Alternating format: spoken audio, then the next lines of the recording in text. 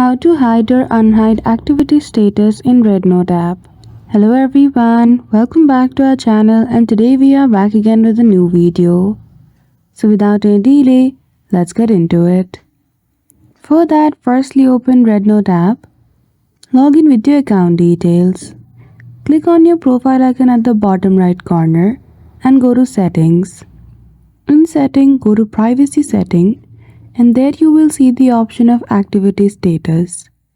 Once you choose the option of off, close activity status, neither your friends or anyone from public will be able to view your activity status. So that's it. Just like that, you will be able to hide your activity status from everyone on REDnote. So I hope you found this video helpful.